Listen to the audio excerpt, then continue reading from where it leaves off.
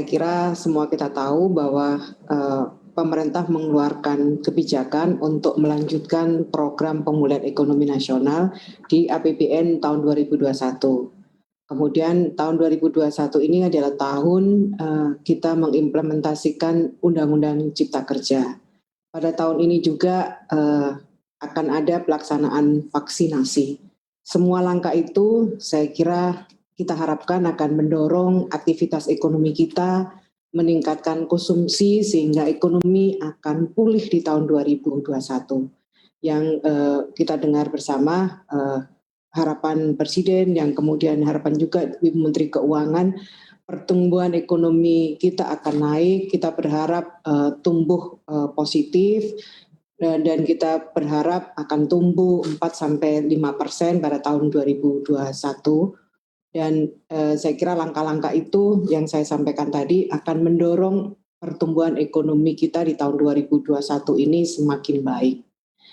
Nah, seiring dengan perbaikan kondisi perekonomian dan pemulihan kesehatan, saya yakin pasar kerja di tahun 2021 akan pulih dan mulai menyerap tenaga kerja kita yang sebelumnya terdampak pandemi.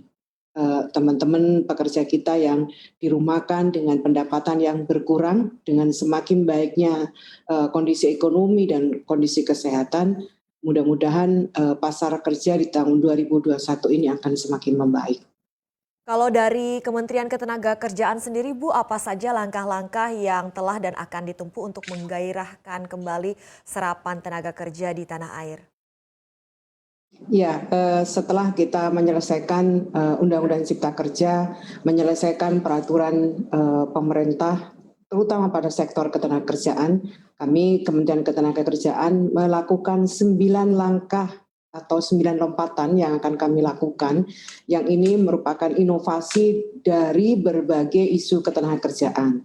Yang pertama, kami akan melakukan reformasi birokrasi, akan melakukan ekonomi digital, perbaikan ekonomi digital dengan siap kerja. Kami juga akan melakukan transformasi BLK, kemudian akan membangun link and match ketenagakerjaan, kemudian akan melakukan transformasi program perluasan kesempatan kerja.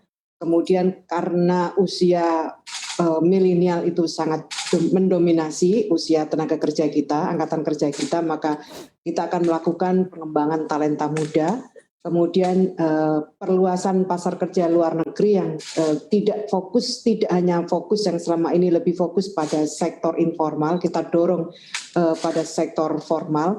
Kemudian kami juga akan melakukan visi baru hubungan industrial, dan yang 9 kami akan melakukan reformasi pengawasan.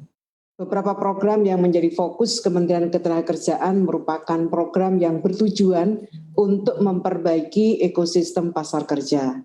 Yang tadi saya sebutkan adanya kebijakan link and match ketenagakerjaan, transformasi program ini akan menjadi program yang diharapkan mampu membantu penyerapan tenaga kerja. Dua program ini akan dikombinasikan dengan pengembangan sistem informasi dan pelayanan ketenagakerjaan.